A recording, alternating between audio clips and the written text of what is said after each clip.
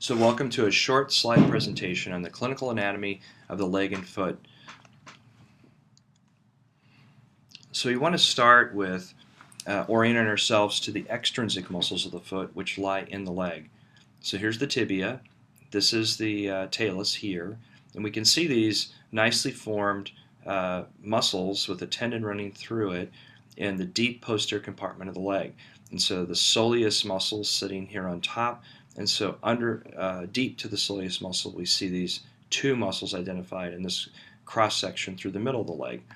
So we want to do to understand how these extrinsic muscles are organized, we want to take a cross section about the middle of the leg and identify the muscles of that are going into the foot in the leg. So here's our axial slice about this level where the arrow's at. And so we get our axial slice through the MRI, and we can start to orient to this first. So we have medials to the left and laterals to the right. And we can see our tibia is labeled here. And then we see the fibula, and then between the tibia and fibula is an interosseous membrane. And the interosseous membrane basically separates anterior and posterior compartments. So this is all posterior here. We have our muscle bellies of the medial leg gastroc and lateral gastroc here, and then this arrow here points at this intermuscular septum, which separates the posterior compartment here into a superficial and deep compartment. And then within the deep compartment, we're going to label three muscles on the next slide. And then we have an anterior septum and a posterior septum here, and that those septums separate, form the lateral compartment of the leg, and then between the tibia and this anterior compartment, we have an anterior compartment of the leg. So right in this picture, basically we're going to focus now on the deep posterior compartment, which is deep to the soleus and medial and lateral gastroc muscles here. And we can see there's three essential muscles that take origin in the deep posterior compartments: the FDL, the posterior tib, and the FHL. So flexor digitorum longus, posterior tibialis, and flexor hallucis longus. So we'll focus on those muscles first. So first we want to understand how the deep posterior compartment's made. And essentially what we're going to look for is, in order to get into the deep posterior compartment, we have to penetrate through the transverse intermuscular septum. So what this video is going to show is the lifting off of the gastroc soleus group and then examining that intermuscular septum. So here I have the tendon here. We lift it back. I put my probe through the transverse intermuscular septum, and then underneath that we'll find those deep posterior compartment muscles. And then just a second here we'll do a close-up just to show you how tough it is really. And there you go. And so essentially here you can see that it's quite a tight compartment. So now what I'm going to do is identify the muscles of the deep posterior compartment. And we'll start lateral, and as we start lateral, this is the FHL. So that's the FHL there. That's the nerve. The FHL goes through a compartment that's being shown there through the flexor retinaculum. That's a continuation of the transverse intermuscular septum. That's for the FDL. And now I'm going to show you the posterior tib. So the posterior tib switches positions from the middle part of the leg, and then it goes through just posterior to the medial malleolus distally. Okay, so those are the tunnels that at the medial malleolus that the tendons go through. Tom, Dick, and Harry. So the tibialis posterior go through first just posterior to the medial malleolus. Then you'd have flexor digitorum longus, and then flexor hallucis longus. Okay, so now we're going to examine the deep posterior compartment and how these muscles course into the foot. So let's start with just orienting. Medial malleolus. This is the gastroc tendon coming down, attaching to the posterior calcaneus, which plantar flexes. And then we know that the other deep muscles of the posterior compartment are going to come around and this is the abductor hallucis muscle here. The tendons are going to run deep to that muscle into the foot. So here we have the Achilles tendon. We're turning the foot so the medial side's facing you. Then we remove that, and now we're going to go through the muscles of the deep posterior compartment. So medial malleolus. So now we have flexor hallucis, flexor digitorum longus. And then we're going to have to dig deep to find the posterior tib tendon as it crosses over and becomes the first muscle posterior to the medial malleolus. Then we have the tibial nerve, which lies between the flexor digitorum and flexor hallucis longus. So now we're going to look more at how these muscles go into the foot. There's the met head, navicular, medial malleolus, calcaneus. So here we have, now we've removed the flexor retinaculum so we can actually pull out the posterior tib tendon. So we can see here it goes around the medial malleolus, attaches the navicular and the medial cuneiform. So that's 60% of its attachment. We can see the anterior tib coming around there just a little bit. So now we're going to remove the flexor abductor hallucis muscles. The abductor hallucis muscles being removed and reflected back here. Now we're removing the plantar fascia. And so then we see the FHL, flexor hallucis, the FDL going to the digits here. And now we see the anterior tib, posterior tib, and navicular medial cuneiform. Now we're going to find the fibularis longus muscle, right? That's anterior tib, posterior tib, fibularis longus right there, going to the base of the first metatarsal. So it's all three of those muscles support the medial side of the foot. Now, so if we focus even more micro on these deep posterior compartment muscles, we can make some observations that are important in terms of their output or their function at the joints. First, that the posterior tib has the largest PCSA at almost 60% and also has the largest moment arm at the subtalar joint for inversion, and also has a big moment arm around the oblique axis of the mid-tarsal joint, essentially at the talonavicular joint for adduction of the forefoot.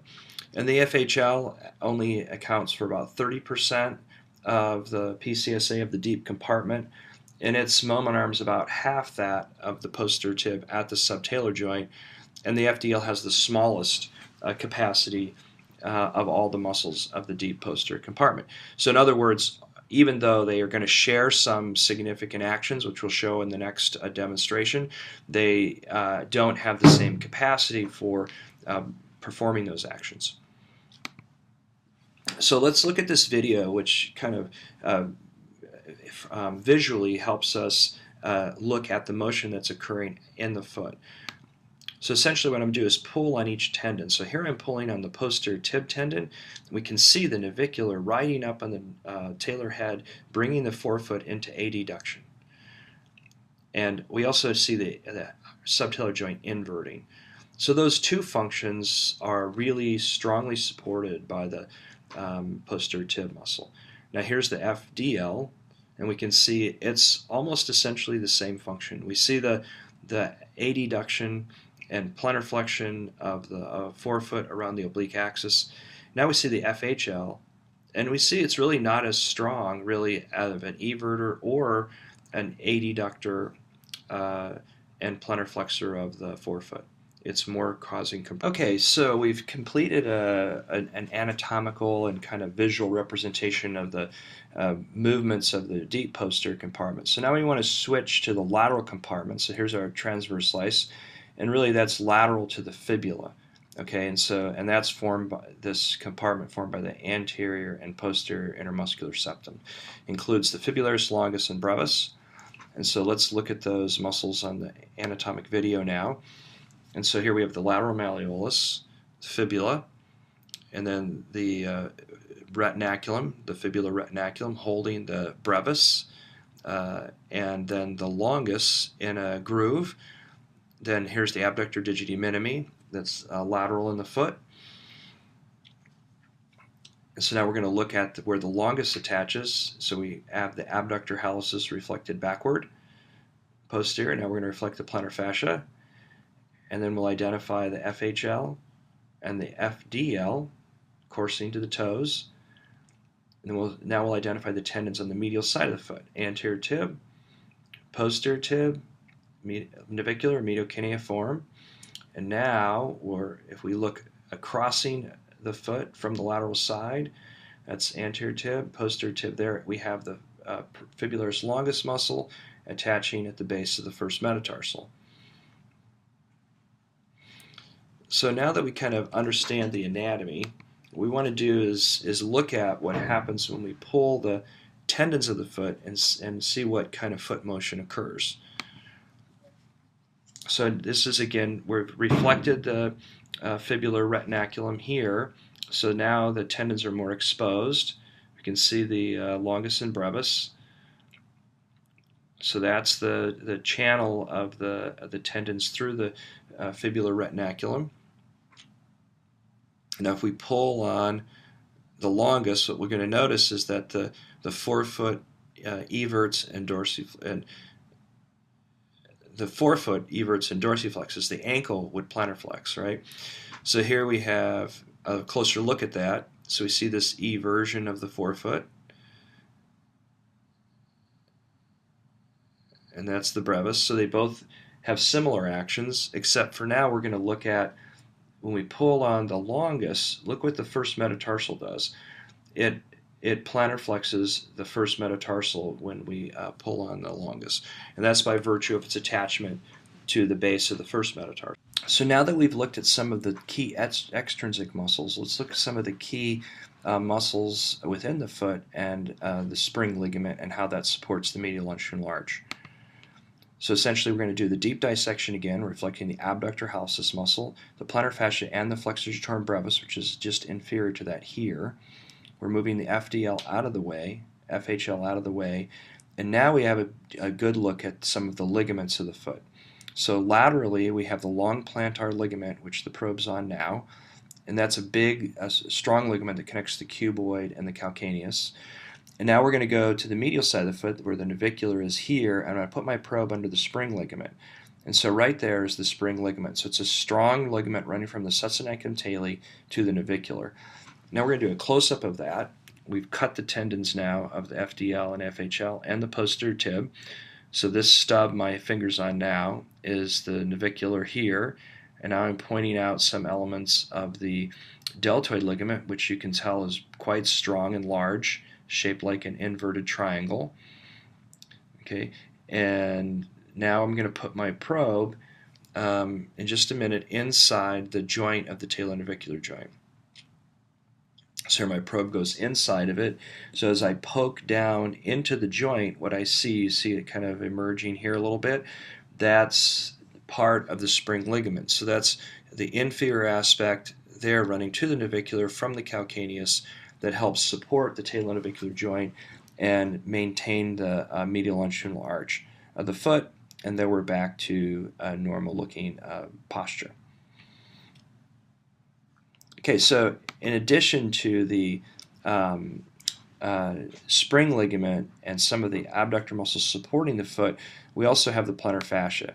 So the plantar fascia is quite extensive, and you see here it forms the lateral compartment, a central compartment here, and then a lateral compartment. Okay, so medial, central, and lateral. And so now what we're going to do is try to get a look at the kind of attachment into the toes of the plantar fascia. We can see it goes to each digit. And then after we show that anatomy, we're going to try to look at the windlass mechanism. So when I'm going to cut the plantar fascia and flexor digitorum brevis muscles there and reflected them. That's the FDL, FHL again. So what I'm going to do now is I'm going to hold on to the plantar fascia with a forceps, and I'm going to then flex the toes, dorsiflex the toes, or pull on the plantar fascia, and you can see how pulling on the plantar fascia raises the arch. But since the plantar fascia is passive, if I dorsiflex the toes, watch what will happen to the arch. So the first metatarsal plantar flexes, and that would essentially raise the arch. So the windlass mechanism is when the passive effect of dorsiflexing the metatarsal phalangeal joints, stretching the plantar fascia, which then raises the medial longitudinal arch. Now we can't leave out the foot intrinsic muscles, which are included here, grouped by compartments. You can see there's several of them. They're relatively small in terms of PCSA and moment arms. However, they likely play an important role in stabilization of the mid-tarsal joint and movement of the digit. And so now I think we'll use this diagram to summarize the effects we've been looking at in terms of the intrinsic, extrinsic, intrinsic muscles of the foot and some of the soft tissue structures of the foot. So essentially, one of the key things that comes out of this anatomical observation of the foot is how many key muscles converge on the navicular, medial cuneiform, and first metatarsal. Essentially, the posterior tibialis muscle is connecting primarily to the navicular and medial cuneiform, which in it essentially has a strong adduction component at the mid-tarsal joint, and therefore can raise the medial longitudinal arch. The anterior tibialis muscle as well can cause the forefoot to invert, and the fibularis or peroneus longus muscle we saw demonstrated that it has a strong plantar flexion effect of the first metatarsal, all potentially raising the medial longitudinal arch. We also likely get some support from the foot intrinsic muscles, flexor digitorum longus and flexor hallucis longus, in terms of supporting the arch. Less so of the flexor hallucis longus, and this was demonstrated in the anatomical dissections. We also saw here that the spring ligament was quite well positioned to resist lowering of the arch by virtue of its attachment from the sustaneum taili to the navicular. And finally, we saw it demonstrated that the windlass mechanism of dorsiflexion of the toes, stretching the plantar fascia, had the ability to raise the arch. So those are the summary points of this anatomical presentation.